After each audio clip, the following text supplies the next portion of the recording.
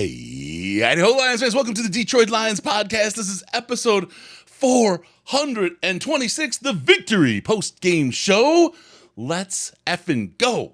I am your dashing host, Chris. With me is my good friend and equally dashing co-host, maybe more so, Ash Thompson. How you doing, big guy? Win. I'm not going to complain about the moral loss on 4th and 3 at the end of the game. Okay. We don't do moral victories. We don't do moral losses. This is a dub. Let's go. Okay. That sounds good. I'm good with that. We got a lot to talk about today. We're going to talk about the game, of course. We're going to talk about, we'll cover Coach Campbell's presser post-game. We'll get that on live for you, so you'll have that. We're going to do a roundtable discussion. We take your calls like we always do. We'll take those calls after the presser, okay? After the press conference, we'll take your calls. We'll do all that, a whole lot more. We got a great show lined up. Ash, are you ready to go, my man? Let's get it home. Let's kick this off and break it down. All right. All right. I know what you mean. So who's got a 6-to-1 touchdown to interception ratio right now? Me?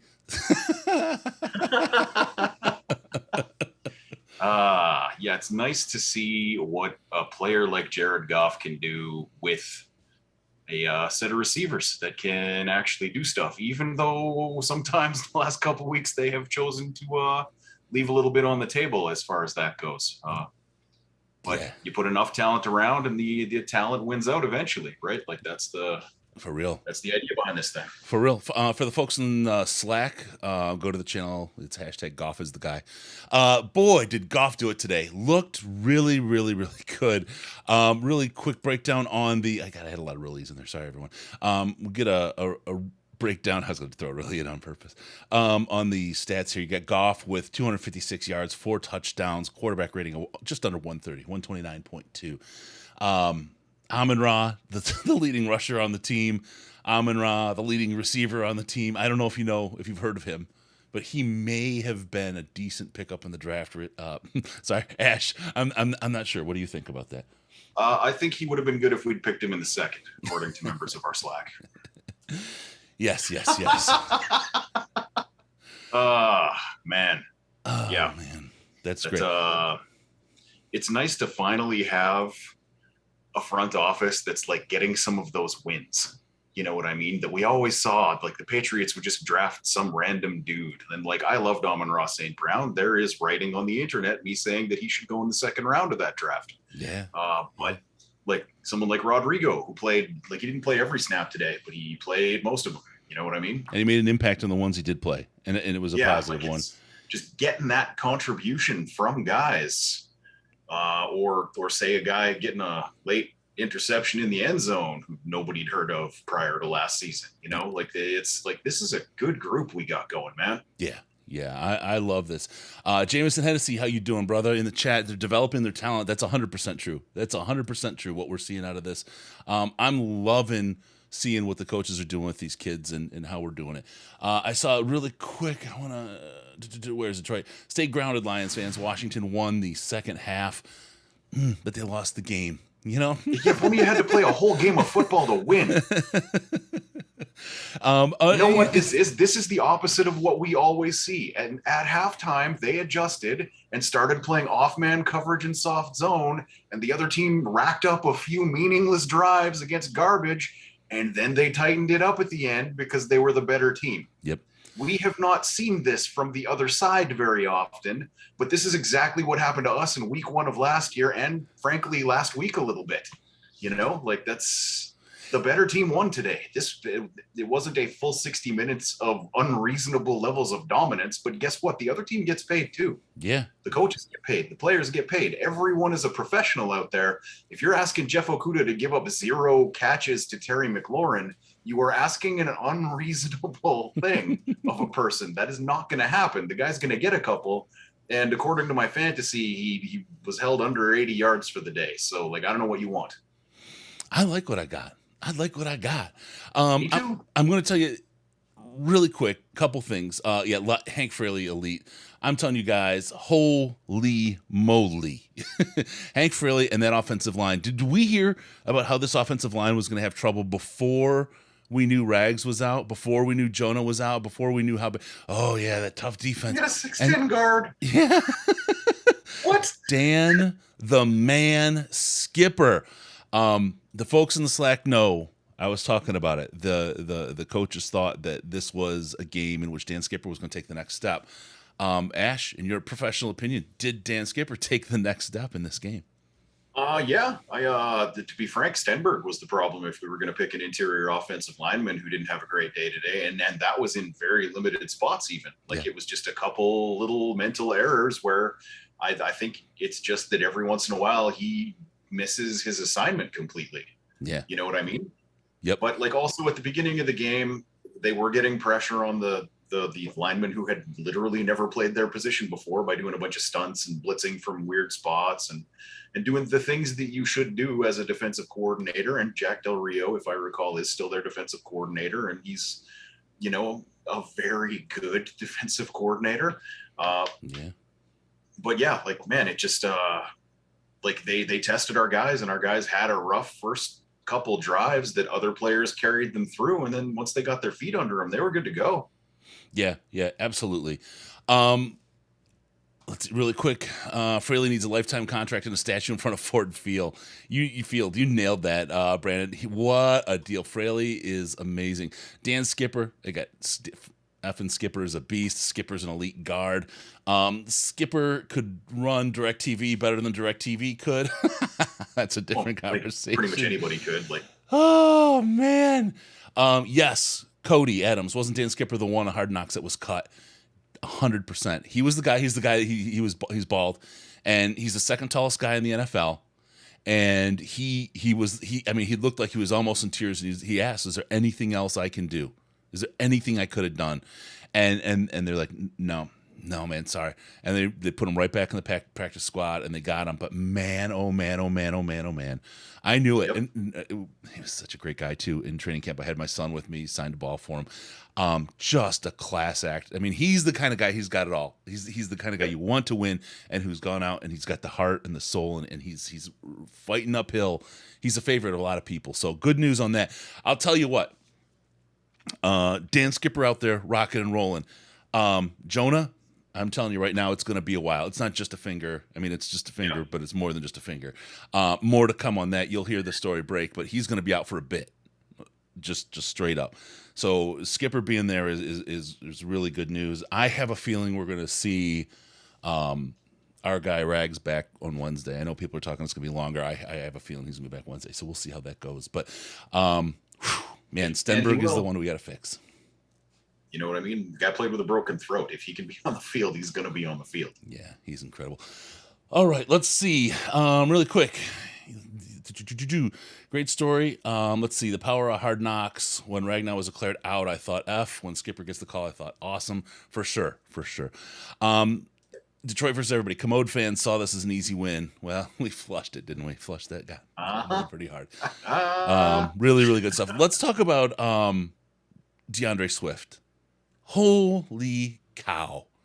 I don't even know what to say. That touchdown. Like that is some, like, it's one of those, like, you remember those old plays? Like, and I hate comparing every good Lions running back to this, but like you will know the specific play I'm talking about when I say Barry Sanders touchdown run against the Cowboys. Yeah. Oh, for sure. Where it's like everyone else on the field was like, well, that play's over. And nope. Whoop, whoop, whoop, whoop, whoop, whoop, whoop, whoop, whoop, touchdown. Oh, man.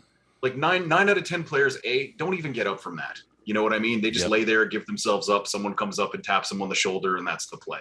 You know what I mean? Yep. But to get up and then weave and bob your way through the entire defense for a touchdown, like the slack, there is about a 3-minute difference between at what point certain people are getting plays and whatnot. Yep. And usually I'm kind of on the front edge of that. So it doesn't really matter to me. But today I was about 35-40 seconds behind some people in there. Right. So they were like, Swift! And I was like, okay, something's about to happen. This is historic.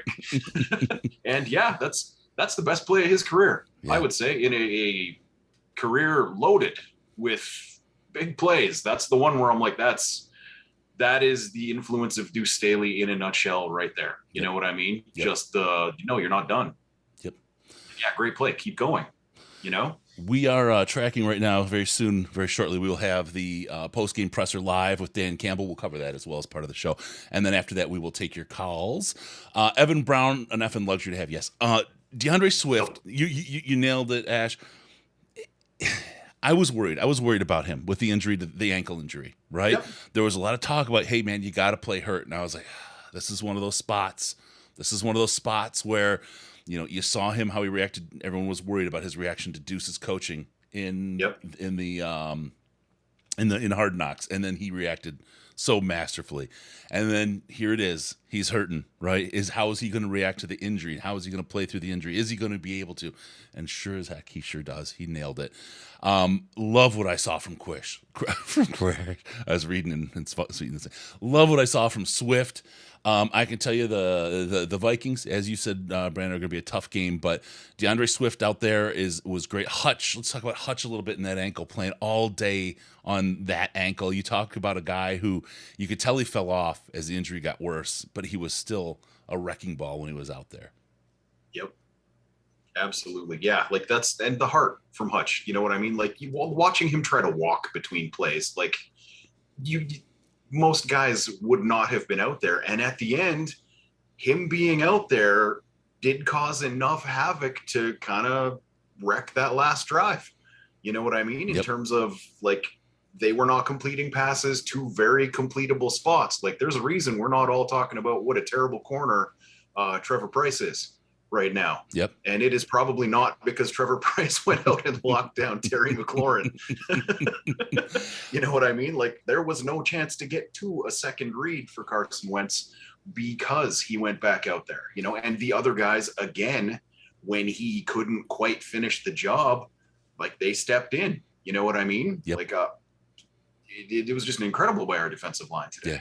100%. Dave Griffiths in the Slack. Our offense was that good with 2/5 of our starters. Here we go. We got the coach on the line right now. Let's open that game, which we felt was going to be critical this week. We needed special teams to make a play. I thought we did with Leaf, and I thought our coverages were good. And then, man, our offense I thought was steady and reliable. And when we needed it, man, we answered back when those guys made some plays. So we did exactly what we needed to do. We were much more detailed and disciplined, and it showed up. It showed up. So.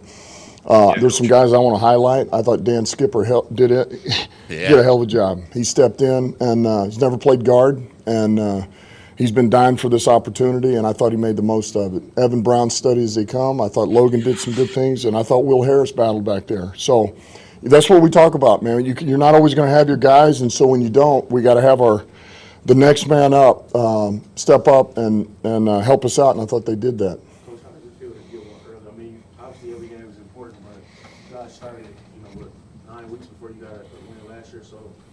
Going 0-2, obviously that set the tone for the season, coming out. So how does it feel just to get a win this early in the season? What does it do for you guys, like, as far as early in the season?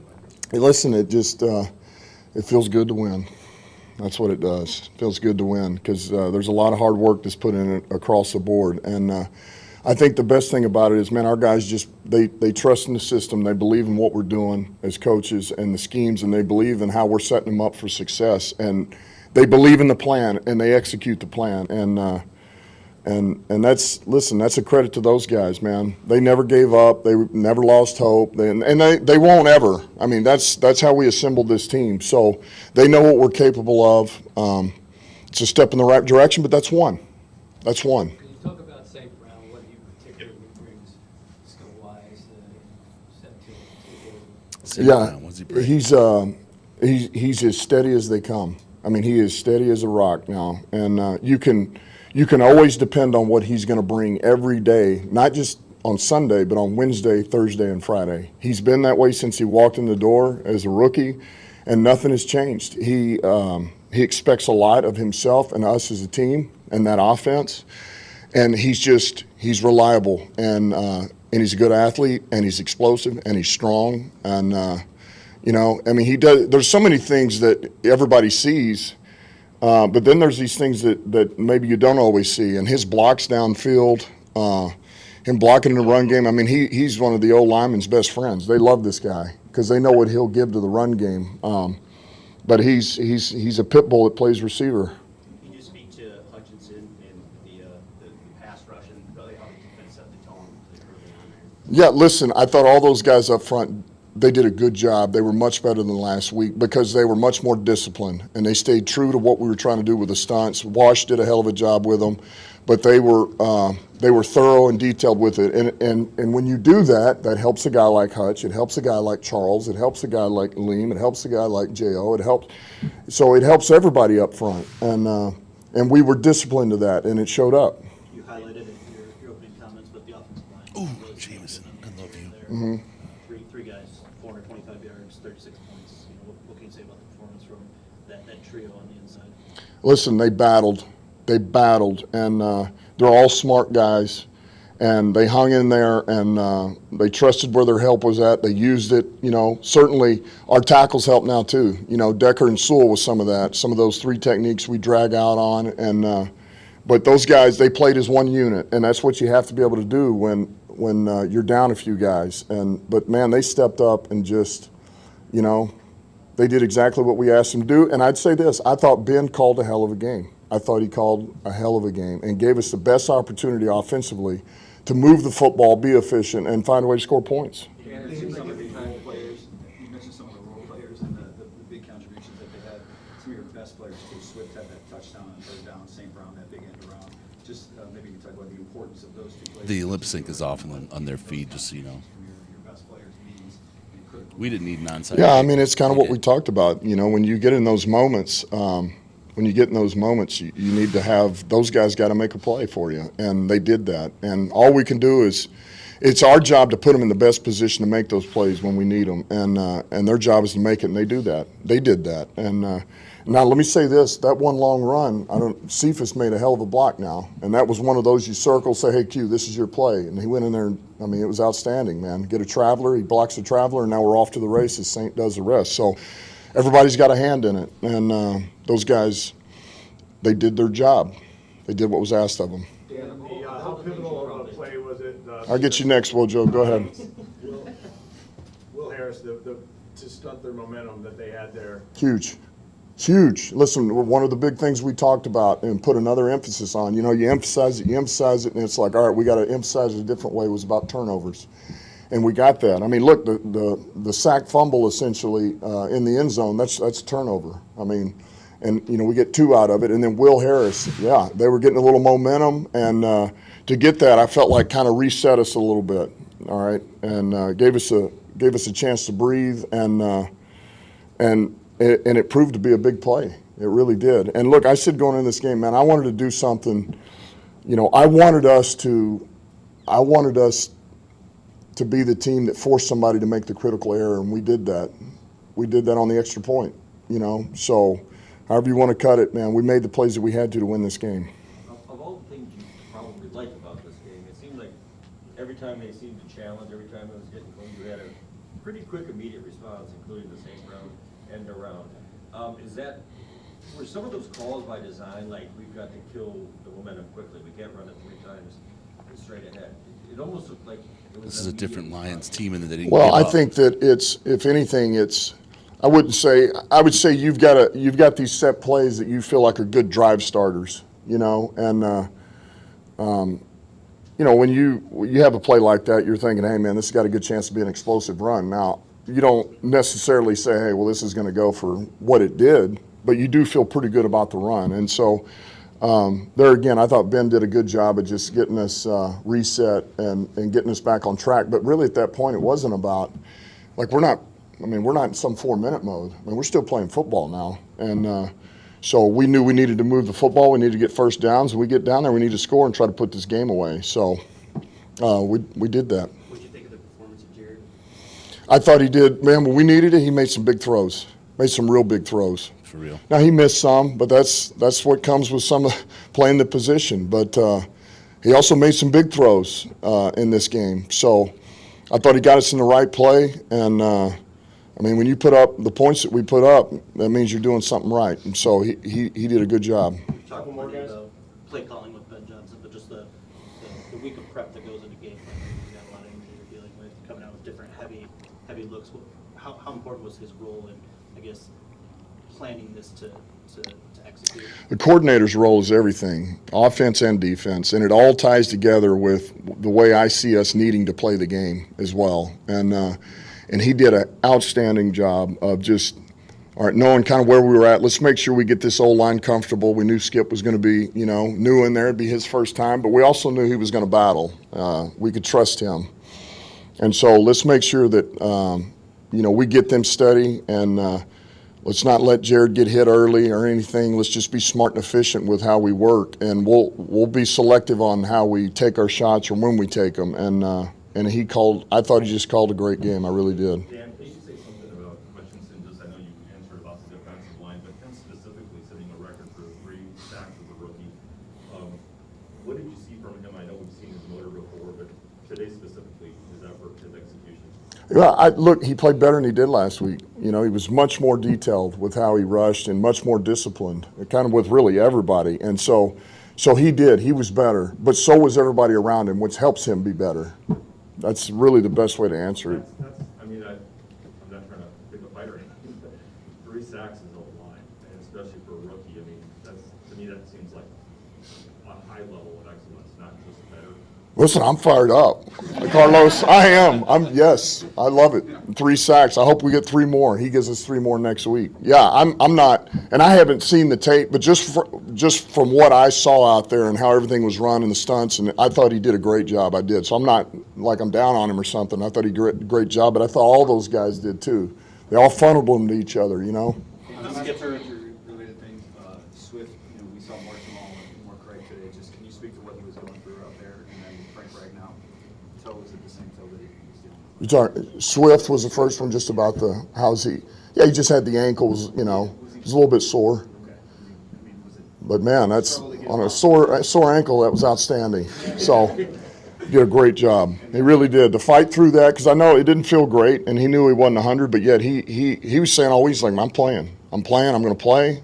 I can do it, and he did it. And then Ragnow wasn't out there today, but is that the same toe that he did last year? How big a concern is it? Yeah, no, it is, but we're not concerned. Maybe?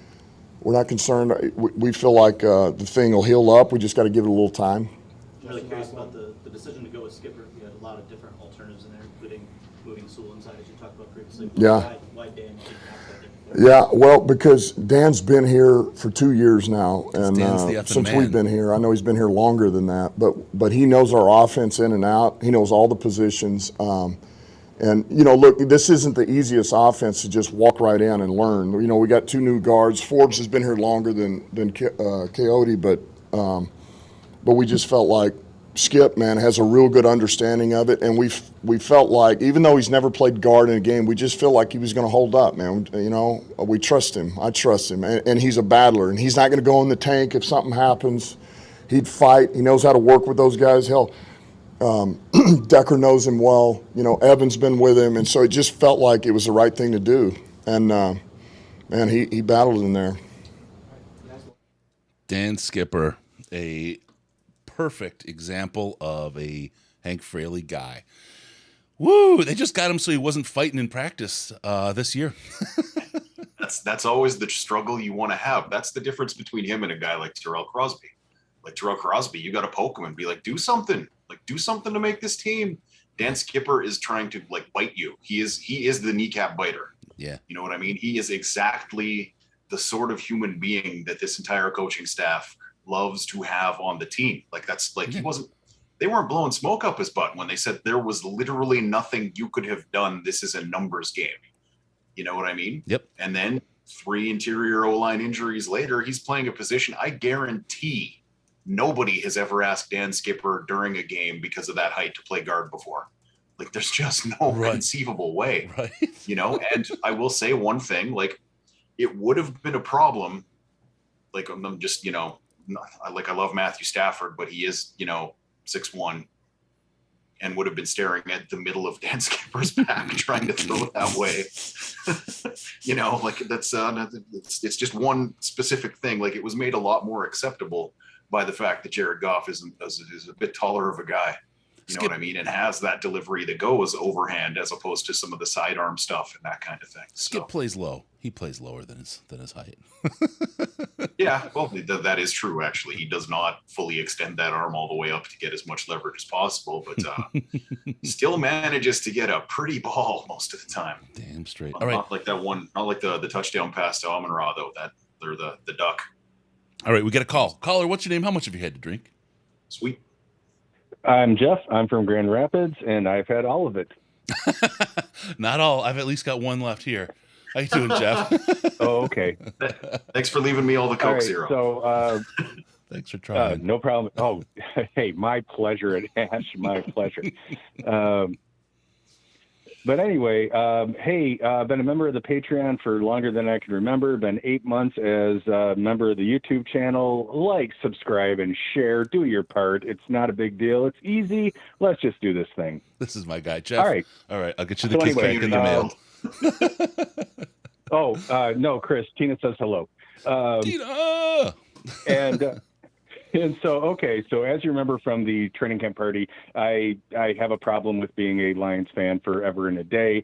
And like I had to nauseatingly explain who Steve Owen was to the guy who won the football. But okay, so this game, and bear with me just a titch. All right, so they went ahead 22-0 at the half, and they came out, and even Vilma said that they took their foot off the pedal, and I would have to agree with that. I disagree with you, Ash, that it was all part of the master plan. I think that they were doing something that we have seen 7,000 times in the past. The difference is this team totally carry on. This team totally kicked it. And they moved forward and they won the damn game. They did not quit. Nobody stopped. Everybody fought. And in the past, I felt that, they would never be able to pull back from the conservative well that they went into. And that's really what I have to say. I think this was a marvelous effort from the team. And I have no bitches. Here's what I saw from the team, and I know Ash is in the starting blocks here with something, but what I saw from the team that I loved was in the second, when things started going south early, the Lions of old, for all the people, the SOL people out there, all the SOL, all the Uncle Eddies, that this team would have folded if they were the same old Lions. They would have just carried that momentum that broke and taken it right into the dirt and given it up. And you saw, the city of Detroit with a massive outbreak of PTSD here as the midway through the third quarter and the second half there. And it was just like, no, this is a different team. And the Amon-Ra run, God, I love that whatever change of direction. My brain isn't working. But no, I thank you. But everybody's going to the right and he takes it to the left. Everyone's going to the left. He takes it to the right. And I even flipped the order of the plays of the game. I love the misdirection is the word I was looking for. The misdirection on that play. Absolutely. And I'm sorry to cut you off there, Ash, but even when they went four or five 4-and-outs, I did not get freaked out about that because I just saw a little bit something different. Yeah, no, absolutely. This is a team that was 2 out of 5 offensive linemen. Whew, this is what you love to see. Go ahead, Ash. I know I'm holding you up here. You've got something you want to say. All I said was that they started playing soft zone and off man. Like they didn't intend to forget how to tackle for 1/4 of the game, which is what they did and why they gave up 21 points. But that's the risk you run when you start playing a defense where all you have to do then is tackle them and limit their yardage when that's not what you do well, which, to be blunt, that is not what this team does well. Keeping things in front of them and being safe is never going to be the right thing for this team to do. That's not what they're built for. It's not what they're good at. You know what I mean? Like they made a mistake at halftime by completely switching. Like they took their foot off the gas. They took their boots off the neck. You know what I mean? And it was a terrible mistake. I totally agree with you, Ash, and that's you're on the same page, brother. In times past, we would have never seen them coming back from that, and we saw them coming back from that today, and that is the part that excites me. Yeah. Yep. Preach. Yep. All right, Jeff. Man, thank you. Right. Thank you for calling. I'm leaving you alone. All right, appreciate you, brother. All right, bye. All right, we'll see you. All right, bye. All right. Again, SOL is to be the team on the other end of this exact thing. It's going Like crazy. that's the same old Lions. You know what I mean? Absolutely. Hey, caller, what's your name? How much have you had to drink? Big dog, you know who it is. Malcolm tapping in from Atlanta, Georgia. How you doing? Malcolm, can I tell you, Floundericious just gave us a super chat, and he said the same old Lions would have lost 35-25, one field goal in garbage time. You with me? You with us? That's because Flounder Richards is a smart man. We all know that he keeps it real. He gives it honest. He's been around the block like you and I have. And I'd be remiss if I didn't say hello to Mr. Ash, our favorite educator. Good to see your voice. Good to hear you. I love the beer, by the way, man. I'm making dinner for the kids, man, so I'm going to be quick. We did have one triple Maker's Mark and Coke Zero over the course of the game, so I'm feeling good. Good. I just appreciate the adjustment. I remember, much like Flounder Richards does, as a budding Lions fan, watching them come out, see the other team make an adjustment at halftime after Lions got up big, and us just never being able to find our way. Us just never being able to get out of it the same way. My buddy texted me, man, what happened to the pass rush? I told him, hey, man, the Commanders, they changed up the scheme. We got to find a way to unlock it. You know, on offense, the same thing happened. They started changing some things up in terms of how they were attacking us going deep because they were able to get that protection. And the guys just found a way to kind of continue to hang in there. The offense finally picked them up. And I just really appreciate what I'm seeing. You know, this is absolutely the kind of game we lose, even as late as last year. Yeah. Right. So, you know, 7 wins is still kind of in my mind in terms of like, you know, what this team's ceiling is going to be. I will tell you, Chris, when I saw the entire starting interior offensive line was out, and I know what I know about how solid Washington is on the defensive line, I was like, oh, this is a wrap. This is a wrap. And I'm only even going to be mad about it. I was like, you know what? It's okay. We're missing too many key guys. The strength of our team is the offensive line. It provides us with a really solid floor so we don't fall too far from where we want to be. And to see them sort of like just fight through it and continue to make it work, I'm like, man, that is what I want to see. That gives me hope for where we're going to go in the next year or two. So, man, I'm happy. I'm hopeful that we'll have a few more of these coming our way. And the last thing I want to say, man, before I let y'all jump back in, there's only 99 likes on this video. There are 331 people in my live chat right now. Chris, Ash, Sandman, Riz, Case, those guys bust their ass for us multiple times a week, providing a community for us. The least y'all motherfuckers can do is smash the like button. I'm going to holler at you, Chris. I love you, bro. All right. Love you too, brother. Thank you for that. All right. Not sure I deserve any part of that, but God. Thanks, man. That's a nice thing to hear somebody say. He's so good. All right. Yep. The calls keep coming. I don't even mind that he was the guy who was calling me out on the air last year about how much Goff sucked. Hey, caller, how you doing? What's your name? How much did you drink? And if you can, turn down the volume in the background while we keep rocking. I can't believe I actually got happened. Sorry, perfect. Name's Kurt. I have not had anything to drink yet. First time caller, but long time listener. Love you guys. Love listening to you guys each week. Man, this game, everything we wanted it to be, man. Getting to watch Hutchinson get those sacks, watching Swift get those runs, and that amazing touchdown play that did not go how I expected it to. And my man Amon-Ra makes me feel really good about buying his jersey and putting him on my fantasy team because he did great today. Oh my God, I got nothing but good things to say, man. This is the third quarter was hard to watch, but man, I am just so hyped after this game. It was everything I believe they could be after that Eagles game, even though we lost a close one. Yeah. Oh wow, I didn't realize that they sent Dan Skipper to the podium first. I should have stuck around. Dang it. I love Dan. More from Dan. We got to, and really quick, and I don't mean to step on your caller because I'm with you 100% of the way. I do have to say, Malcolm, the last caller, said something about all the content we put out. We have an announcement. This week's show is going to be on Tuesday with Riz. We're going to have a special guest, very special guest. You may, I'm certain you've seen him before. I've heard of him.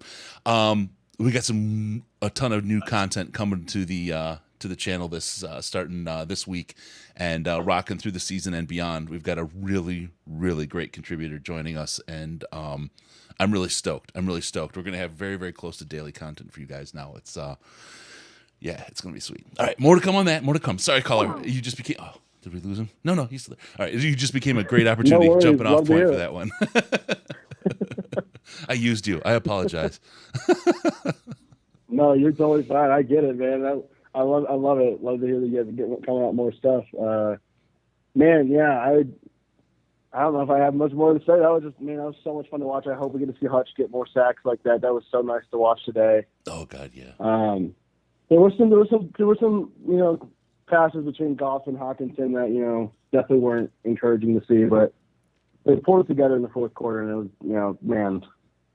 Yeah, I just keep gushing about it. Man, I love it. Hit that guy took though, say that, Ash, because because he you got said it first. drilled in the spine with a helmet in the first quarter. I Yeah. think that probably has a lot to do with the rest of the way he played today. Because when he was going for blocks, he wasn't being as physical as he usually is. Which, I'm not even going to talk about his whole career. How very disappointed I've been after watching him block in college. How not particularly great he's been at that. But this game in particular, even for him, he was, I'm going to say, timid when he was going in for blocks, and he just didn't seem to have the same smooth motion that he usually does when he was out running patterns. So I kind of wonder if we're going to see him show up on the injured list this week or something, because it did not look good. Yeah, and it was not just a shot in the spine. He got hit up in the chest at the same time. And he just got smashed between two players. That I thought he was going to be down and stay down after that hit. So, Ash, you and I were seeing the same thing. The drops. I don't and the incompletions. We'll say, I don't know how much of that was based on that hit and the potential pain he was in, but we'll see. We'll hear this week. And he made some pretty big plays in the fourth quarter. That he's got it. He's there. He's another guy that's a lot like Swift. Interestingly, Swift, you knew he had the talent, you knew he could do it, but he just wasn't delivering. And it's finding what's the trigger.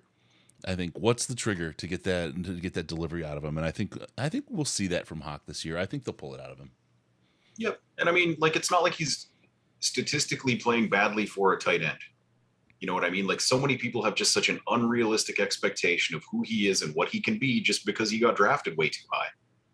That's not his fault. If he's a 700 to 800 yard receiver pace guy, that's a top 5 tight end in the NFL. That's and that's what he is on a 16, 17 game schedule. You know what I mean? That's where he's going to end up this year and every year for the rest of his career. He's just not one of those top tier guys, which is fine. Don't pay him $20 million. Don't give him the Waller contract if he's not giving you the Waller numbers. But it's not like he's actually playing badly. Right. And that's the thing. He's air quotes drops that he has. They're not hitting him in stride in the chest, and he's just not catching them. It's not Pettigrew. It's not Ebron. That the announcers gave him credit for. He literally was in the air, had to spin 180 degrees and throw his arms out behind him to try to get them on the ball. It was a bad throw, which Goff had a lot of in the first half, even as someone who has been pushed to the front of this fandom as the guy who likes Jared Goff. I will freely admit that there were a bunch of throws in the first half where I was like, what was that?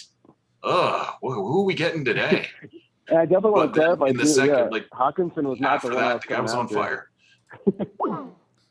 Go ahead, caller. Sorry. Sorry to talk.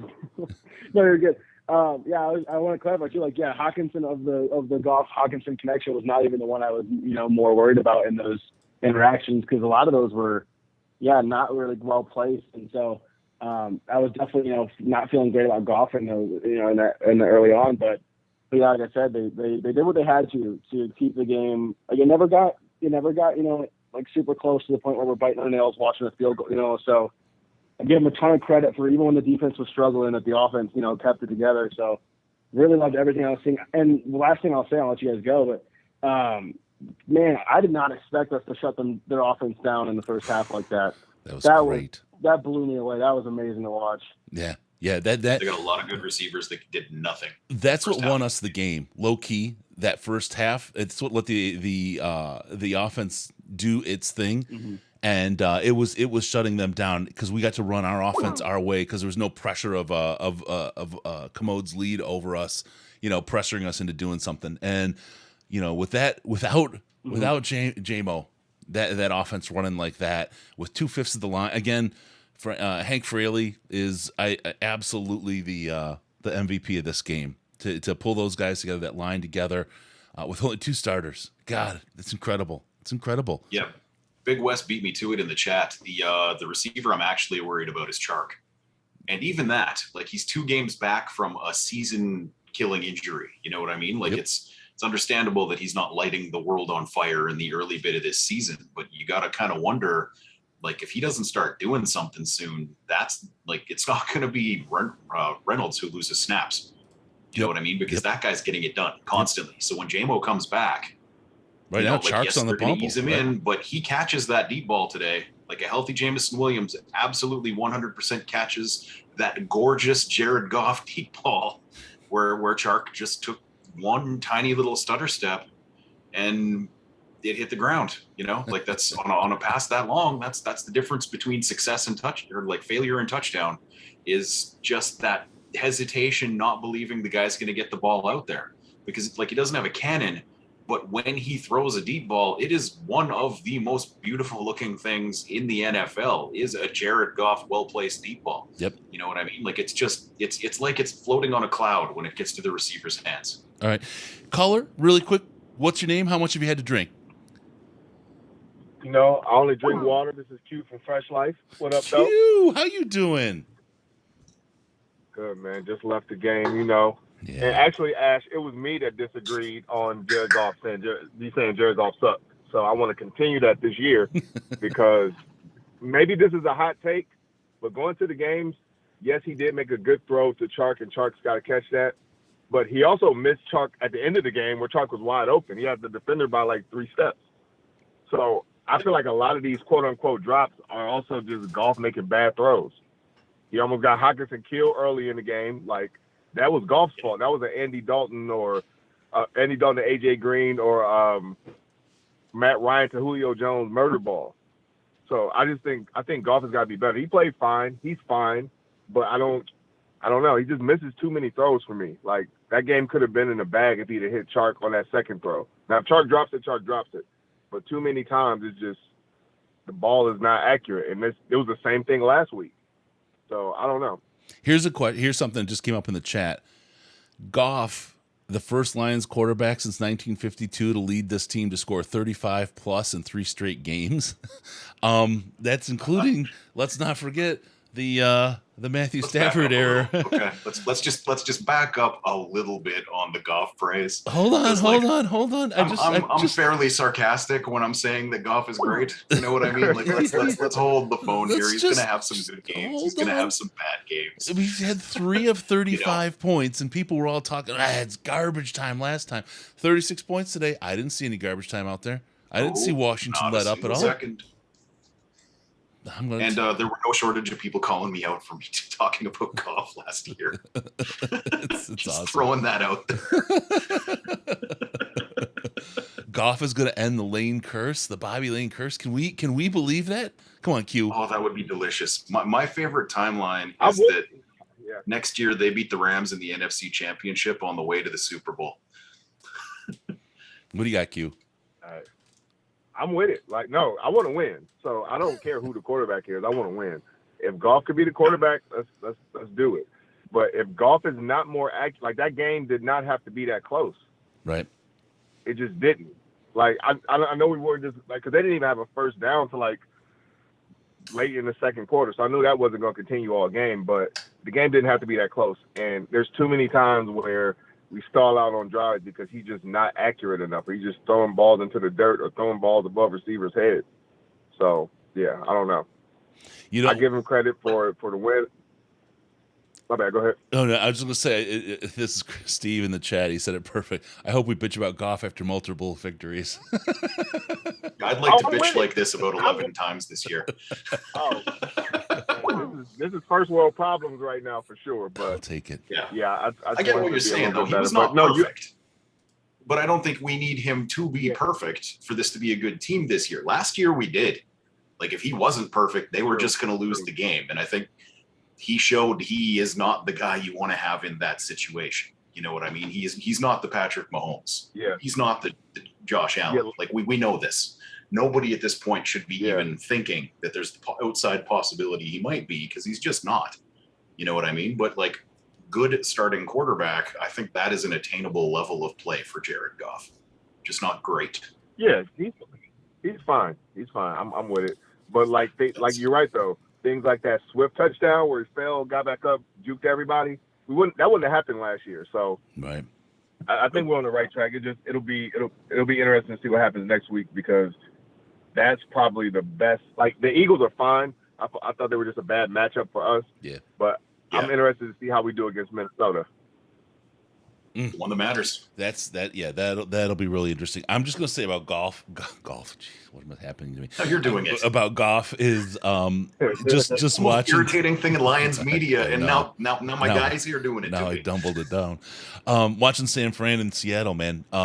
San Fran's got Trey Lance in an air cast, and they're back with Jimmy G, the guy that told them to suck these nuts, and he's throwing the ball for him. Hilarious. That's a tough row for them. You know, if I'm him, they have their best quarterback on the field right now. If I'm him, I want to talk about renegotiating that contract again. Yeah, I hope he has some playing time incentives built into his renegotiated contract because this has always been the most likely timeline. Honestly, like I hated that pick when they made it. And I think he's the reason we had to listen to Willis at 2 talk this year is just because the 49ers messed that up and took Trey Lance last year. Yep. That's okay. So been my take on that the whole time anyway. I will see you at the Seattle game. I'm going to be there. I've got about 5 games this year, and I'm going to be looking for you in all of them. All right, brother? I'm going to have to miss the Seattle game because I have to go to Seattle for work like the day before. It's going to be too much. Fly with the team. I will be in Dallas. Okay. I called Sheila. She didn't answer last time. We'll see. It's hit or miss. But I'll definitely be in Dallas though. So let me know. All right, bro. Be good, Q. We'll talk to you. Okay. All right. We'll see you, man. All right. Thanks, y'all. Thank you. All right, Q. Always the best dressed man in Ford Field. Tell you straight up, he has got it together. All right, give a call. Feel free to give us a call. Another call right here. You guys are right on it. All right. Caller, what's your name? How much have you had to drink so far? Hey, my name's Lucas. I've actually had a couple rum and cokes, but only because I had a wedding to be at today, so I had to miss the game. Who does other that? than following it online. Coach. I'm sorry, Would bro. you like a description of the game? The Let's superstitious win! side of me is trying to figure out. The superstitious side of me is trying to figure out how to get them to throw a wedding every Sunday. It's Lions won when I wasn't watching. But, I was following the score, and I saw 22-0 for a while. I was feeling pretty good, and then saw the Commanders starting to crawl back a bit. And I'll have to go watch what happened there, but I just want to say I just feel a huge sense of relief that they got a win out of the way. And I'm wondering if you guys think the team feels that, or do you? Because with how they started last year, I really didn't want them to start losing multiple games in a row to start, because they're going to start losing the goodwill. Yeah. If it was the same, and I wonder if you guys think the team feels that, or do you think that's something they even really think about? I think Dan Campbell's shtick only works if you start winning games. Because at a certain point, this guy is basically selling you that the process is the right process and you are going to see the results if you just stick with the plan. You know what I mean? That is what he has sold these guys, and they have 100% to a man bought into that. But if you started the year, say 0-6, that rings hollow super fast to players and fans. Like, to be honest, I wouldn't want to hear that either. You know what I mean? Like, if they dropped this game today and then he came out and he was like, man, we're just one play away, I'd be like, shut the F up. Nobody cares. And it's game 2. You know what I mean? Yeah. Like, yeah, I mean, that. I want this to be successful so badly. You know what I mean? Like, I need it. I need it in my heart to be successful. But, like, it just... Yeah. All right. What was that, caller? Yeah, I was going to say, I completely agree with wanting to be successful, because I really like Dan Campbell. It feels like, I don't know, it feels like we finally have a coach that cares. Like Caldwell was, he was best Lions coach we've had. I get that, but he was so mellow. It never felt like there was any care there. Yep. And then we had, Patricia, and we don't need to, he's an OC now, and we see how that's going. But although I think they won today, but anyway, but yeah, like we finally have a coach that Go ahead. Go ahead. Oh, go ahead. No, I was just gonna say what Ash said about the shtick only works when you win. That's true all the way back to Jim Schwartz. And that's just the Lions. I mean, for any team, with Patricia, it would have worked if we won. And I mean, it's the same as like the Belichick thing. Any coach's shtick, no matter what it is as long as you win, it's good, right? Until you lose, and then winning coaches get fired too after they've 9-7 isn't good enough, or even better, right? So yeah, that's all I was gonna say, man. Yeah, I mean, Caldwell got let go. Yeah, Caldwell got let go. He was winning coach, and I personally agreed with that. I didn't think he was going to get us over. It is just a shame that Patricia was the next one up. I mean, could you imagine if it was potentially like a Dan Campbell type coach that came in after Caldwell and got this team piped up and ready to go? I mean, I feel like it'd be so different, but I'm happy that Campbell. I really hope they make this work. And I think today's game, like I said, I haven't watched it yet, but it does seem like they were able to seal it out. It didn't get so close that they were like complete nail biter. So I am glad to see that, and I'll let you guys go. All right, brother. Hey, I appreciate you calling in, man. All right, my guy at a wedding life on football Sunday. I'm feeling bad for him. All right, hey caller, what's your name? Friends, no, I wouldn't go. Hey caller, what's your name? How much you had to drink? What's going on? It's Mo from the Creek. How y'all doing? Mo from the Creek, my weekly dose. How you doing, man? Oh, good. It's always good to talk to my cheers to the Lions Nation. All right. On magnificent wins. Oh man, this is a different kind of conversation. We haven't had too many like these, Mo. This is a good day. This is a really good day. Right. And the funny thing is, in years past, we would look at players like Hutch, Amon, or Rodrigo, and we would say, man, if we just had them players, but these guys are actually on our team. And I think we have a chance. I love what I see on our team. I want to, can I point to something that's a play that didn't get talked about yet? It was a shot on Price after the interception. He's on his knee and he takes a shot in the back of the head, and there was no call. And that's, I mean, Ash and I were just touching about on that beforehand, and how that's something the players union should go after. That's the kind of thing that gets somebody, like a suspension or something. And there wasn't even a flag. And it goes back, and I know Ash is going to agree with me because the way the law is, it should just be enforced or whatever. But the ejection of Tracy Walker last week was bullshit, because so many times this kind of call doesn't even get made. It's just so. It's not even that it's an egregious miss. It's that the window now is so wide. There's no explanation of what the rule really is in real life, because it's just chaos. It's just absolute chaos, and people are going to get hurt. Almost like they're making it up on the fly. Yep, exactly. People are going to get hurt seriously with this kind of stuff. Right. And speaking of flags, I think I don't know if anybody mentioned it before my call, but I think we played a solid, clean game. Like, not many offsides, not many holds. I think we just played disciplined football, and I just think these guys ready to win, man. Yeah, I agree. Ash, are you ready to win? I think I might be prepared for that. Yeah.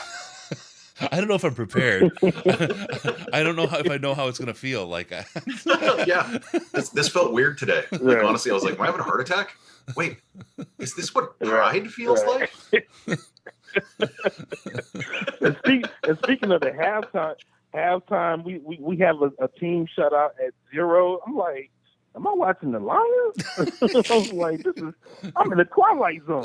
Is this the Detroit Lions? Am I watching CFL? What's going on? PC? I heard they have a good quarterback. But the third quarter, now be truthful. The third quarter, where you sweating a little bit, like, oh, here are the Lions that I know of past, or where you like, we good. No, not at all. Not me. I couldn't. I tried. I couldn't. Oh man, yeah. That third quarter was rough. Not even the trickle of sweat came down, huh? No. No. I'm still on tiki time, brother, for my weekend getaway. Right. It's all good, right? Right. I think the third quarter was like they were playing not to lose. I was like, where's the aggressive? Like, where's the sacks? Where's the? And we just let up. I don't know what happened. Yeah. It's hard. I mean, you got to think it's hard to keep that kind of intensity for a whole game. I mean, it really is. You don't Right. see. I think about other teams. It's rare actually that I see a team keep the kind of intensity that the Lions had for 4 quarters. And you'll see some games where it happens, right? But even, I mean, look at the Super Bowl with Atlanta's just absolute collapse in the fourth quarter to the Patriots. Well, it was a couple 5-6 years ago, whatever. I mean, that's a Super Bowl team that had that kind of collapse. It's just hard, man. It's really, really hard to kind of keep that. And even with the guys, well, I'm glad we didn't fold. Right. I'm glad we had another quarter to fix it and say, all right, let's kick it back up a notch. We had our rest and let's get back to it. And I just think we got a dog ass offense that can hang with any team in the league right now. Yeah, the old Lions teams would have folded.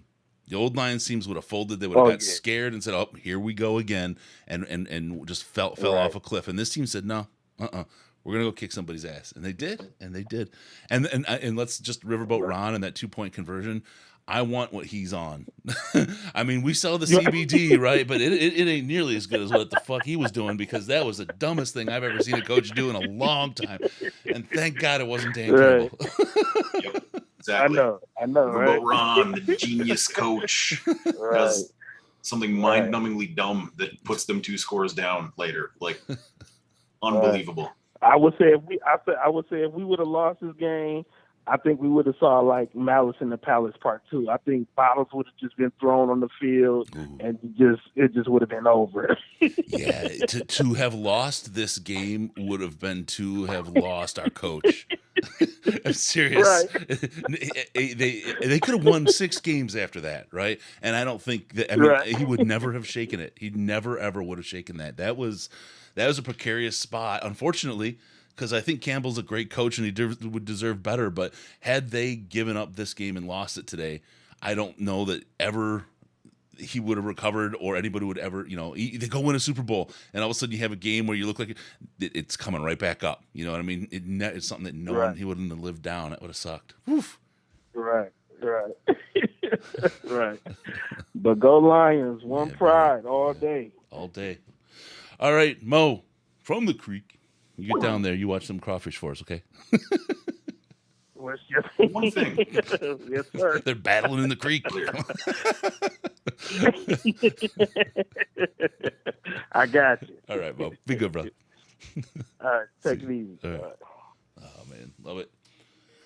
The only reason the defensive thing was a huge issue is because the offense stopped moving the ball. Yeah. You know what I mean? Like, they could give up 21 points in the second half. It just... The fact that the offense suddenly started going 3 and out after having been fairly consistently moving the ball the whole game.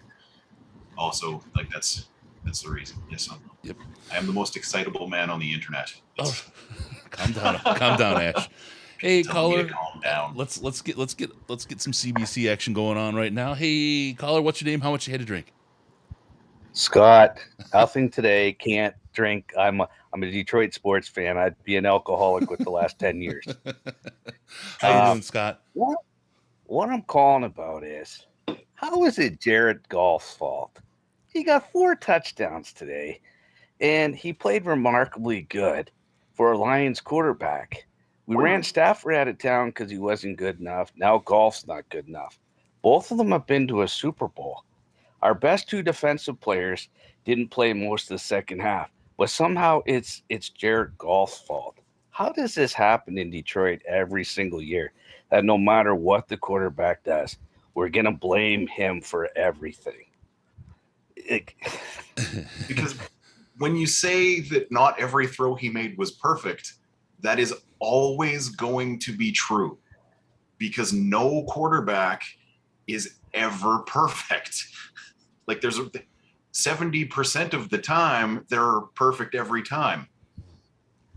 You know what I mean? Like, it's an unrealistic expectation to ever ever expect that It's a real to be the case.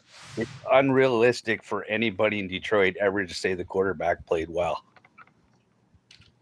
Yeah. Because I think that's not, of all the things that happened today, I think that was the least of our problems, that the quarterback actually played good. I think the real question is, how can you not drink with golf? I mean, they go together 100%, right? Jameson Hennessy would know. Scott's saying, "No, my liver can't do this." What are you talking about? All right, Scott, we're gonna let you go. The calls are coming hot and heavy. We're gonna try to get through them all. We're bopping through. But thank you, man, for calling. I guess I said the wrong thing, huh? I guess I said the wrong thing, and I didn't agree with you guys, so I guess I get cut. Thanks. No, God, everyone's so sensitive these days. I agree with you 100%. That just means I don't have any comments to make on the subject. It is a little bit more difficult when you're agreeing with somebody 100%. Hey, caller, what's your name? How much you've had to drink? Say something we agree with so we can get rid of you. Oh, shit. Bad day for me to get. It's John from Charlotte, and I've had half a case of Mango Cart, which makes for a nice, easy watching experience. I was coming to argue with Ash. I guess him you agree with. Chris, I'll speak to you then. I think this season is the season of the coaching staff, which you've been preaching a lot, and we got to see on Hard Knocks. And I think these first two games, this coaching staff doing, I think, what they said they would do. And where do they come short? It's not coaching, it's talent, like Riz has said. Imagine giving this coaching staff more talent, which is what Brad Holmes seems like he's absolutely doing over 2 years. That's a fucking great trajectory, isn't it? Yeah, I want Ash to answer that.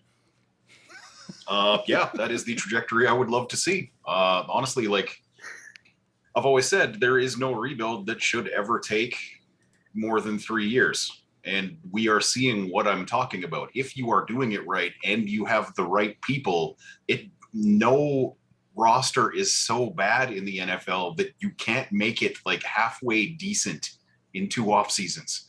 You know what I mean? Like, because we had trash. We had a garbage roster with way too many high salaries and no ability to re-sign anything, and also had to get rid of the one good player we had. We're basically up to halfway decent. And here we are. I know exactly what you mean. 1 win, 1 loss, second year. Put up 70 points in 2 weeks. Yeah, the offense is putting up points. Exactly. What I think. So, I mean, Ash, my challenge for you is I wanted to call, because like I owe Sandman a mea culpa for many years of defending Patricia when he was shitting on him. So he's not here today, but you Ash need to up your background game, because I miss Sandman's beautiful picture there. And I also want to say I haven't been following the show the whole time, but did we pitch the Slack? Because for $5 a month, I don't know that I can claim it's the smartest place on the internet anymore, vis-a-vis some things that have happened, but it's definitely the best game day experience you can go through, because the Slack kills it during every Sunday's game, and that alone is well worth the $5 price of admission. Right? You are right. You're absolutely right. I couldn't agree with the caller more today. I knew he was going to say something. So there it is. There's my call for what you'll agree with. It's that right there. So yes, get in on that, because what a fun, like if you were, I mean, I'm sure watching the game was an up and down cardiac cats experience, and I don't know another team that can be up 2 scores in the 4th down and everyone thinks we're going to lose other than us, but we didn't. And so if you were there in the Slack, you got way more enjoyment than just sitting on your couch. That's my pitch, and that's my 10 cents. Thanks, guys. There you go. Thank you, brother. Go Have a good Lions. one. All right. All right. We'll see Peace you. out. That's like I do. Patreon.com/Detroit Lions Podcast. Get access to Slack for as little as $5 donation a month. It's awesome. Awesome place to hang out. I still think it's the most intelligent Lions chat on the internet, but it is definitely one hell of a game day experience. Really quick, we get the thing where folks are calling him Jared Goff. From now on, when that happens, the people in the chat, just you got to start yelling 9-iron. Okay, so when you hear that in the comments, 9-iron in the chat, 9-iron. When we hear the golf. And I will say, when the Slack isn't being smart, it's at least being fun. Yes. And okay, so really quick for 9-iron, for the request in the chat we had for the the picture I put up really quick. This is Sandman's picture when his camera's down. Can we just put my lips on that? Well, you're the one that's sitting behind it, man. You can do whatever you want. We'll have to investigate this technology for next week or for next time I'm on. All right. Hey, caller, what's your name? How much have you had to drink? Oh, hey, man, it's Joe. Not a big fan of the alcohol. I get my buzz the other way. So Smart man. That's a good man. Take care of yourself. Be healthy. Whatever you do. Don't drive when you imbibe, but ensure to imbibe where it gives you the release that you need. How you doing, man? Yeah, man, I'm just calling to say I'm, happy as hell that they won. The old Lions fan in me from, the last 25 years was getting a little antsy there in that third quarter. We're all fighting that. Doom and gloom. And then, feeling it. Then they actually turned it around. So I was pretty happy with that. And going by what Campbell said last week about they're going to get better, well, they got better. And I think they're going to get even better still. So something positive to look forward to. Yeah, no, I think I think again the team we saw today, 2 out of 5 starting offensive linemen. Dan Skipper stepping up. I mean, you never heard Dan Skipper's name once in this game, not one time. Well, no, I think there was one time, but it was actually positive, which is rare for a guard. But Dan Skipper just did his job today to the T. Decker. No flags on Decker, right? Rags is out. He had Evan Brown in there, who just did it. Didn't hear his name at all. Stenberg, we heard his name a couple times, and that, again, when you hear the name, it isn't great for an offensive lineman. But Panay out there, they friggin' did it. I mean, that line, Hank Fraley's boys went out and made Hank and everybody on this team proud. Gave old 9-iron a shot. Yeah. Yep. Hawk, and they were well over 100 yards again, right? Yeah. Hawk didn't have the connection with Goff with 9-iron today. Wasn't that great? But they were able to put it together. There was, they at the end of the game when it got really tight. Yeah, made some real nice catches. Big one for like 25 over the middle or something. I'd like to see a little more on the chart, but he made a play or two as well. So Yep. Well, what I saw, this offense, again, 36 points, right? We knew this team before the season. We talked about it. They had to score. And with the defense we had, the defense looked great in that first quarter. The first half. They looked great in that first half. Second half, though, we knew they were who we knew they were. And for the offensive line to give us the performance they did, the wideouts not to give up. Okuda goes out, has to get. I'm certain he got a IV fluids in the locker room when he was gone. Right. But he came back, and I'm gonna be talking a little bit more as we go on this year about the story arc and this comeback of Jeff Okuda and his career, because this is a guy. God, he continues to play like this, right? He deserves a ass ton of praise because he has fought uphill since basically day one when he stared Matt Patricia in the face. He's fought uphill in his career, and he has not given up. And this comeback, when anyone else nervous when he went down hurt? I mean, on that play, man, I was bummed. Right away, bummed for him. I watched that play. I was like, oh man, Okuda made a business decision there. Because the run came inside and he kind of stopped and kind of flopped his body at the side, right? And I was like, he could have come in front of him, but he's a quick moving player. It was going to be a massive collision, right? And I was like, oh, he just kind of threw himself at his legs from the side and kind of hoped to slow him down. And that was it. And then he was injured. And then I saw, and that I'm certain that's why his tackle looked like that. But I was sad because I thought he wasn't putting the effort in, and it winds up he was injured there. So Okuda with a cramp comes back, plays it out, looks good. If you've ever had a cramp, those things ache for a while. I mean, there's definitely recovery time on that, but I wouldn't expect him to miss next week with a calf cramp. Would you, Ash? No, I don't think there's any way. Get that Charlie. Yeah, I think he's good. But hey, all right, man. I'll let you go and get to another caller. Love listening to you guys, man. You're great. Been listening since day one, so keep up the good work. Appreciate you, brother. Thank you so much. All right. Man, that's great. Good stuff. Love our callers. All right, so what do we got? Okuda's out with a little bit of pain, but he'll be back. Good game. We got offensive line. We've got 9-iron. He played fine. I would, people say he's not going to win you a game or lose you a game. He was more towards win you a game today because he made some pretty good throws. He missed some as well, but that's what quarterbacks do. That he made some clutch throws at clutch moments though to keep this team on top in this game. I 100% agree with that.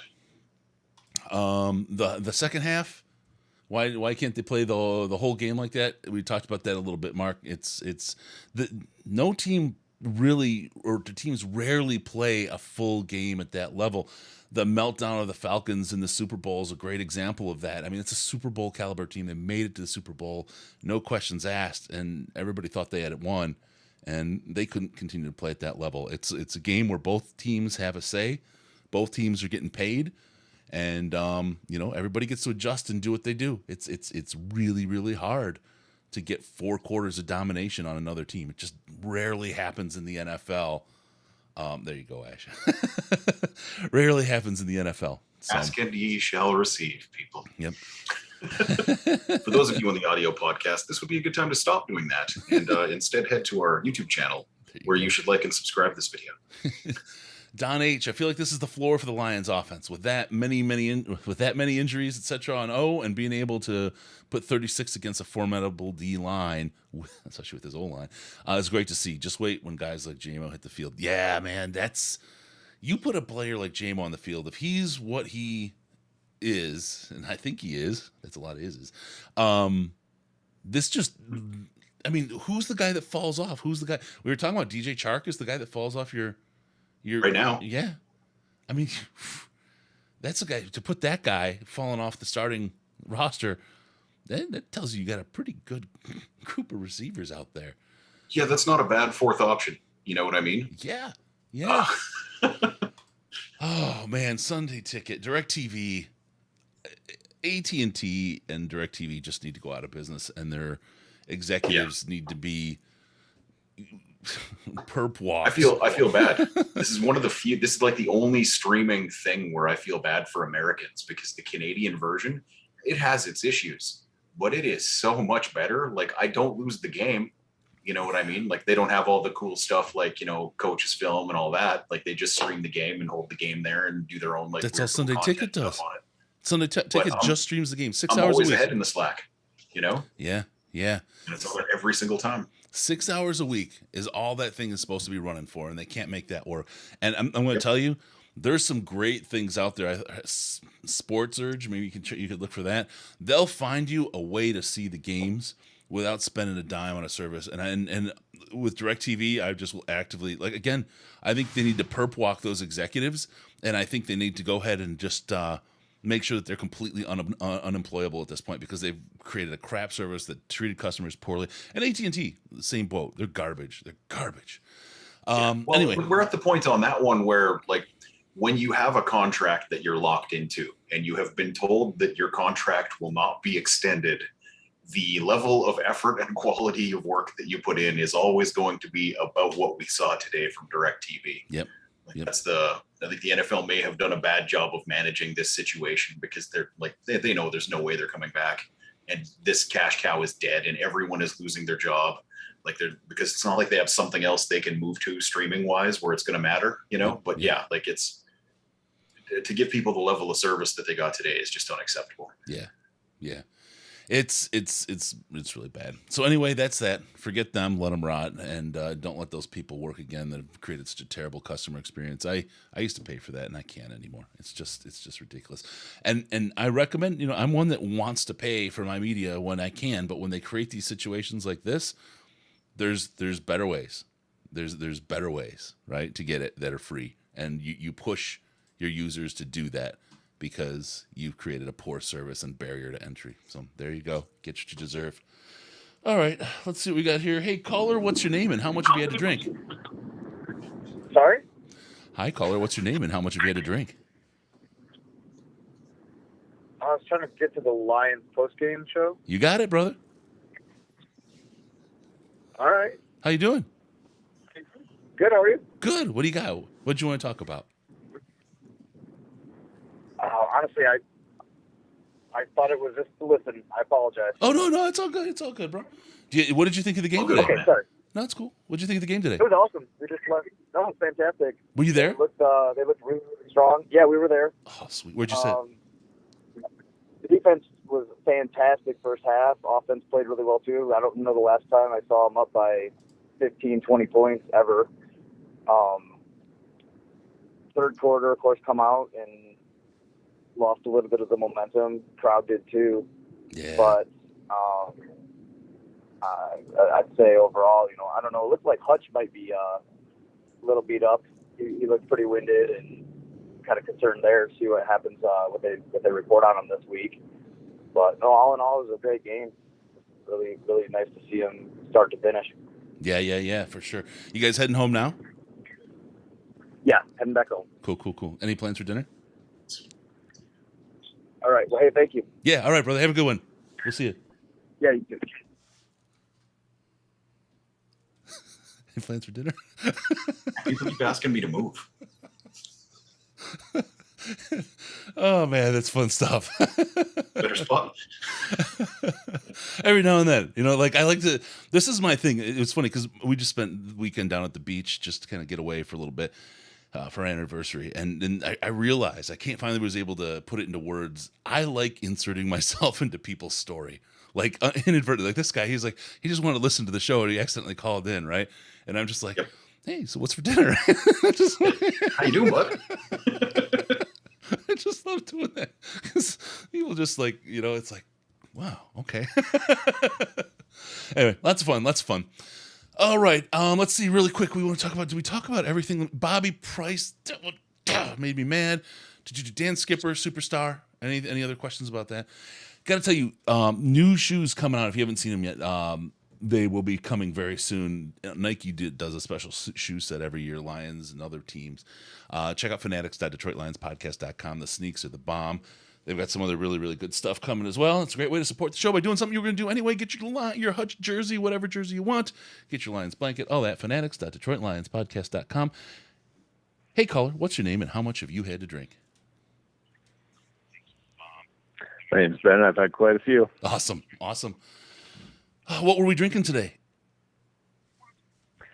Just going on Busch Light. Oh, that's cool. That's good. No, those Busch Lights keep you strong. Keep the hair on your back and everything. Responsible man. Yeah. What do you got for us, brother? Well, I just had a great time with the game. I had buddies over. We were like celebratory drinking in the first half, right? It was just haven't seen this before, or when's the last time you've seen this? They're taking off, they're owning this game. It was awesome. And then second half it started to be a little more of the stress drinking, right? It was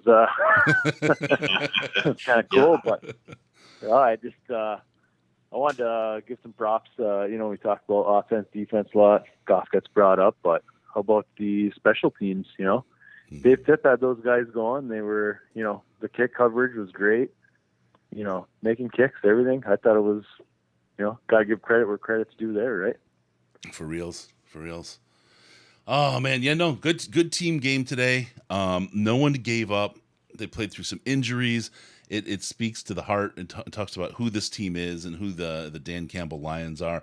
And very quietly, you get that mixture of the ability to kind of sniff out talent up and down from UDFA all the way up to first round pick that Holmes has to give Campbell the right people to work with. There's a connection there that Holmes quietly doing his thing, Campbell making it work, and that connection is really, really strong. They work very, very well together, and they feed each other very well. I for sure. I'm so impressed how this is working. We'll see more. For sure. Lot to go on. I mean, do you have you been walking around without pants after the game? I was getting there in the first half. They almost came off, but that might have been awkward for my buddies, but they almost went. I just had this feeling of like I was going to be walking around without any pants on. That's right, you and me. But go ahead, sorry. But then they would have seen Dees, Oh yeah, Dees nuts. Thank you so much for sending. They would have seen that. There it is. Yeah, good job, Chris. So I got one for you too. It kind of slipped out when they went for it, when they were in the red zone there the second time. And I was like, oh, here we go. Always questions come up when Campbell gets aggressive, but I kind of slipped it out because I've been drinking, and it's like, oh, we're gambling again. I kind of like that. Yeah. So you take that if you want. Just take that and use that. We're gambling. I meant to say gambling, but kind of gamble, all slipped together there, and yeah. So that's what we're using now. We're calling it gambling. You take that or leave that if you want it. No, that's good. we used to think of it as like Danalytics or Campbellytics. Right, when we thought there was, he was running some of the percentages, but it could just be gambling, straight up rolling the dice. Yeah, for sure. Riverboat Ron, Campbell, and Dan. Yeah, there you go. I like it. All right, brother. Well, I appreciate the call, man. All right, love you guys. Love you too, man. Love you guys. Let's go. Thanks a lot. Continue to watch the show here, and have a good one, guys. You too, brother. Great day. Be well.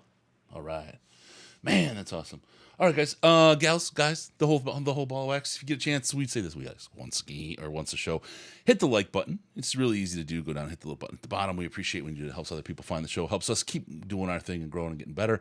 And also, if you really feel it, hit the subscribe button. Subscribe to the show, and you get notified of all the different times we're coming on.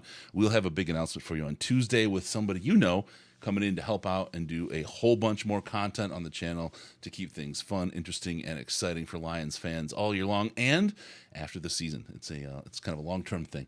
You guys are really going to be excited, and it's going to be top quality stuff. So, with all that, Ash, let's get your roundup. What's your roundup on the game today? Will Harris was covering people as well as you can cover somebody and have a pass still get completed, and people really need to lay off.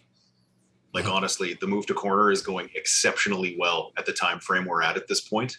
Like, Will Harris is not the reason we lost this game. Or won this game, I should say. He was not the reason everything went to hell.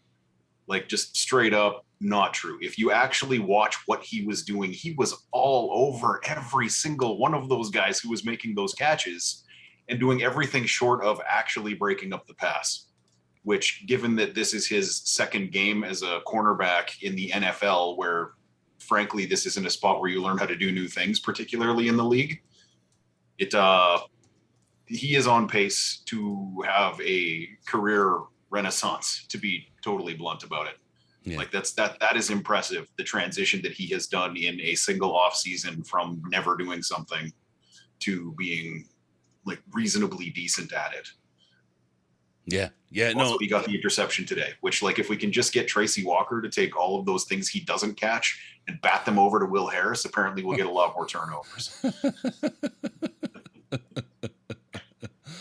Oh, man. Did anyone? Oh, yeah. Jared. Oh, thanks. We got a Commodes fan here who's actually a really class dude. Jared, what did Riverboat Ron say about going for 2? Because I'm really interested in that. I said he doesn't watch pressers. Okay. Win or lose. Okay, that's fair. I'm down with that. Cool. All right. One other thing to talk about, Amazon.DetroitLionsPodcast.com, Amazon.DetroitLionsPodcast.com. Go there. It'll take you right to Amazon. It just sets a little cookie in your browser so that they give us credit for sending you over, and you can do all your shopping. They kick us a little kickback. Keep it out of the bald man's hands, that Bezos guy. Keep him from buying the Detroit Lions. That's his bald man. No, not that guy. Different bald man. Put it in mine. There's nothing Give me your money. People. I mean, look, other than Bezos, really, think about all the strength and baldness in Detroit Lions area. We've got Ash, we've got Dan Skipper, we've got all the best, right? Amazon.DetroitLionsPodcast.com. Hook us up and rock and roll.